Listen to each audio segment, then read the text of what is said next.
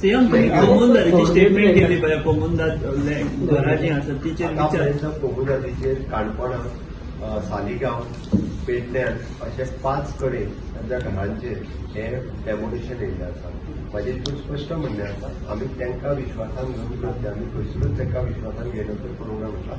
कोमुंदांतवाल्यांकूच विश्वासान घेवपाक जाय. एक कोमुनिदाद लेटर दिता घर बांद ते बाबडे बिचारे गोंयकार आहा भितर. भायले जे सगळ्यांचो आहा पळय 70 to 80% गोंयकार तेंच्यांनी घरां म्हणजे जवळपास 70 आणि 80 घरां बांदलेली आहा. हांव आतां म्हणना 70 आणि 80 घरां बांदलेली आहा. काणकोणा 500 लोकांचे डेमोलिशन 500. सालिगांवान आत्ता 150 ते 200 लोकांचे जाय जाल्यार व्हेरीफाय कर.